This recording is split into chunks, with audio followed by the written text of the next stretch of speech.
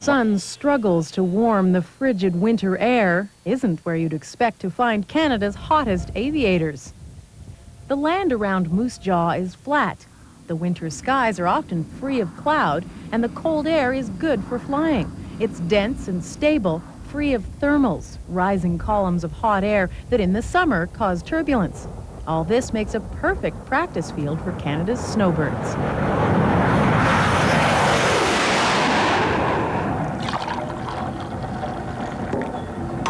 Okay, so we'll pick it up from the... Every morning, the snowbird pilots, 5 veterans and 4 rookies, meet to go over the practice plan for the day. So change to inverted wedge right here. Team members serve 2 years each. They come from diverse backgrounds. Some were CF-18 pilots. Some flew Hercules transports, some helicopters. But all Canadian Forces pilots do their basic training on the Tutor jet, the same jet that sports the snowbird colors. For the next 6 months, it will be the same drill every day, twice a day. Smoke off now. 1 flight in the morning. 5 on lead, drop straight back. 1 flight in the afternoon. 2 and 3, go.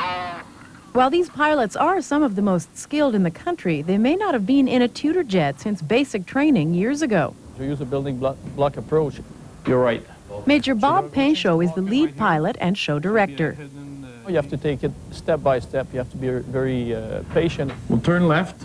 The second-year pilots will duel up with the first-year pilots and teach them the ropes of all the basic formation. We'll start introducing loops and rolls as a 4 or a 5 plane. It takes 6 weeks for the pilots to master the basics of formation flight. As they get more confident, more planes are added to the formations until all 9 are flying together. I guess it would be like teaching your child to play hockey. He's got to master the skating first before you give him a stick and try to handle the puck. Smoke off now. With the basics mastered, the team can start work on the performance you'll see this summer. Over the top, powering up, turning left, tightening, stand, drop. The air show is really just a series of maneuvers strung together, about 50 separate demonstrations, most done in formation, all found in this playbook developed by past snowbird teams. The playbook has been growing for the past 30 years. Each season, new maneuvers are added for future teams to master. Double diamond is a standard formation. All the demonstrations are possible. The key is linking them together safely to create an entertaining show without risking safety. The briefings are a time to work out the potential problems and aerial solutions. The biggest challenge for each pilot is his plane. The Tutor is a training jet, so it is neither powerful nor fast. That limitation is by far the largest influence on how the show goes together. Take the example of a rolling loop. At about 300 miles an hour, it's a staple of any air show. 180 knots optimal and 2,000 feet above ground. Pilot Ian Searle is the snowbird in charge of safety. He must figure out how to get all the planes in a formation through a maneuver like a rolling loop. Because the planes are spread apart in formation, the jet on the outside of the rolling loop must fly farther and up to 200 miles per hour faster than the plane on the inside, like a spinning bike tire. Now, if you start flying wide formations and you try to roll it, this plane hasn't got enough power to stay with the roll, so we tighten the formation laterally to make it easier to go through a roll. A tighter formation, flying closer together, is good showmanship, but it's ultimately a necessity. But flying too close together creates other problems. The engine produces jet wash as it blasts hot exhaust out the back. Jet wash is unstable, swirling air and can make flying dangerous for the pilot directly behind. Obviously, because of the tail in here, which is T, which is raised, it is very easy to get that into the wash of this aircraft behind. And of course, once this type of tail gets into that wash, you lose elevator control or you lose pitch control. So the team must design all its formations to avoid the jet wash while still keeping the formation tight. We deal with that by adjusting the depth here. This pilot is called the first line of stern, and the one behind him would be the second line of stern. And they have to fly at a depth that prevents them from getting into the jet wash. And they keep the plane just below where the jet wash is coming. From the ground, it's an illusion. Look closely at the snowbirds in formation and you'll find they aren't actually flying one right after another. They're flying staggered, slightly behind and slightly below each other to avoid jet wash. Running against the caterpillars, tightening a little more.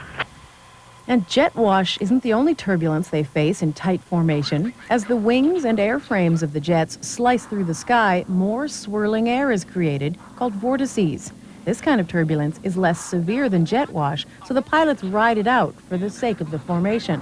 So you'll find that the airplanes move around quite a bit. To deal with the problem, the snowbirds use the trim button in the cockpit to adjust the elevator on the tail.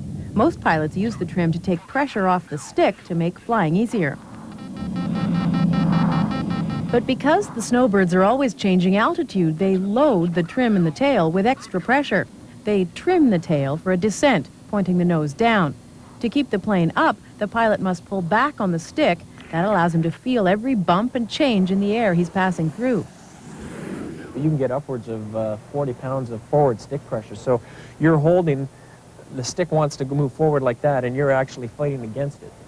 And what that does is it dampens out the oscillations of the airplane. The only problem with the stick pressure is that the pilots have to hold that weight with one arm for the entire show, 30 minutes. It can make the flight both mentally and physically exhausting. Split now. Another problem the pilots have to deal with is slowing down. This is important when the snowbirds are changing or joining a formation. Their planes don't have brakes like a car, so to prevent them from running into the jet ahead, they use air brakes. Upper speed brakes, go. Panels on each side of the plane deploy, increasing drag and slowing the plane down. Mastering all these in-flight tricks on the practice range is key to keeping the show safe. It's still months until their first public show, but from the ground, one camera watches their every move. Pull now. Each flight is videotaped so it can be dissected back at the hangar.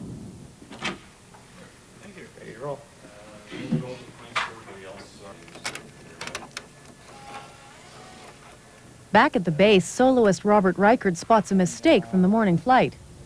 And on the double lob, I don't know, I got a little distracted when you guys were running in. I just got to get used to that. Plus, we were setting a different step today, and I did come out a little bit lower than I wanted. It's going to show up on the tape. Did we hear the call there, 7 root? 6 root? The team is working out the bugs of a low pass where two planes fly directly at each other. To the crowd, it looks like they'll collide, even though they actually miss each other by 40 feet. A double roll has been added to make the illusion more exciting.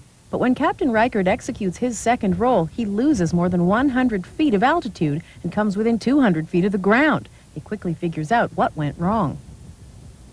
Essentially, it's a double aileron roll. It's important that we get kind of an up vector on that. And if I don't set a proper step, or if I don't get enough of a throw, an upward vector, the second portion of the double lob, or the second roll, can bring me in close proximity to the ground. And that's what happened this morning. I mean, it was... it was within 100 feet, but I mean, still, it's less than ideal.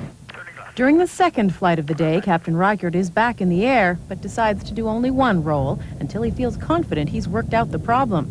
He says a big part of flying is being able to admit your mistakes and learn from them. They do want to see that you understand what is going on out there and how important it is, because really you have the lives of 9 other people, that you've got to really be concerned about. Confirm is ready. As the team learns from its mistakes, it's learning to fly closer and closer together each day. Snowbirds, split now. Soon, the snowbirds will be ready to trade their winter workouts for a summer of air shows.